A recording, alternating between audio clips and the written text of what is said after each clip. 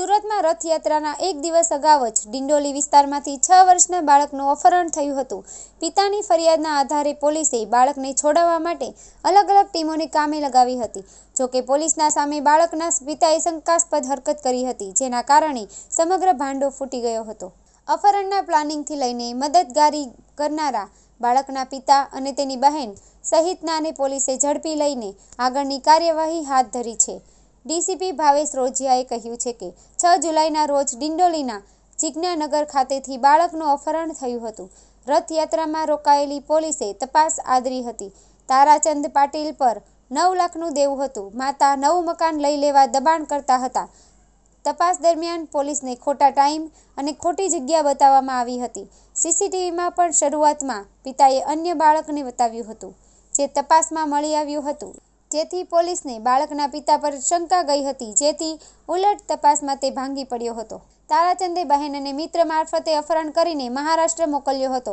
બાળકને બુલધાણા મોકલ્યો હોવાનું કહ્યું હતું, જેથી પોલીસે એક ટીમ ત્યાં મોકલી હતી। બાળકને લોકેશનના આધારે ચાલુ ટ્રેનમાંથી નંદુરબાર ખાતેથી છોડાવ્યો હતો। આરોપી પિતાને માતા-પિતાની સાથે બનતું નહોતું। સસરા પાસેથી ખંડણી માંગવા બાળકનું અપહરણ કરાયું હતું। તારાચંદ પાટીલ, તેની બહેન અને મિત્ર કરણને ઝડપી લઈ આગળની તપાસ હાથ ધરાઈ છે। ગઈ તારીખ 6 જુલાઈ 2024ના રોજ જિજ્ઞાનગર ડિંડોલી પાસેથી તારાચંદ ઉત્તમ પાટીલના એક 6 વર્ષના બાળકનું કિડનેપ થયો હતો। 6 તારીખે આ બાળક ગુમ થતા એના પિતાજીએ 7 તારીખે પોલીસને ઇન્ફોર્મ કર્યા હતા। તમામ પોલીસ રથયાત્રા બંદોબસ્તમાં રોકાયેલી હતી। તેમ છતાં 7 તારીખથી કન્ટિન્યુ સુરત ક્રાઇમ બ્રાન્ચની ટીમ, ડિંડોલી પોલીસ સ્ટેશનની ટીમ વગેરે રાત દિવસ મહેનત કરતા હતા।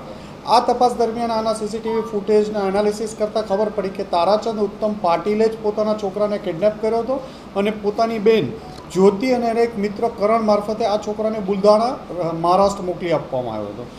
ગઈ મોડી રાત્રે આજ વહેલી સવારે 3 વાગે સુરત ક્રાઇમ બ્રાન્ચની ટીમ અને ડિંડોલી પોલીસની ટીમે એને નંદુરબાર પાસેથી ચાલુ ટ્રેનમાંથી છોકરાને આઈડેન્ટિફાઈ કરી અને બાળક અને એની સાથે કિડનેપિંગ કરણને બંનેને પકડી પાડવામાં આવ્યા હતા। આ ગુનાનો મોટિવ જોતાં એવું પ્રાથમિક દ્રષ્ટિએ લાગતું હતું કે જ્યારે એની મધર અને ફાધરને બનતું નહોતું અને એના ઉપર પ્રેશરાઇઝ કરવા માટે એના ફાધર ઉપર દેવું 9 લાખ રૂપિયાનું થઈ ગયું હતું, તો આ એના સસરા પાસેથી રેન્સમ માંગવા કે ખંડણી માંગવાનો પણ એક એંગલ આમાં હોઈ શકે એવું પ્રાથમિક દ્રષ્ટિએ જણાઈ આવે છે। હાલ આમાં એના ફાધર તારાચંદ ઉત્તમ પાટીલ, એની બહેન જ્યોતિ ઠાકરે અને કરણ વાકોડે 3ની ધરપકડ કરવામાં આવી છે અને આગળની તપાસ ચાલુ છે। એની ઉપર 9 લાખનું દેવું હતું। પ્રાથમિક જે શરૂઆતની જે સ્ટોરી હતી એમાં એની પાસે 9 લાખનું દેવું હતું, ફાઇનાન્શિયલ પૈસા હતા। એની મધર વારંવાર મકાન લેવા માટે ઇન્સિસ્ટ કરતી હતી કે નવું મકાન લઈ દો, પરંતુ આ બધી વસ્તુ લેવા માટે એના સસરા પાસે ખંડણી માંગવાના પ્લાન સાથે કદાચ એમને કૃત્ય કર્યું હોય એવું પ્રાથમિક દ્રષ્ટિએ જણાય આવે છે।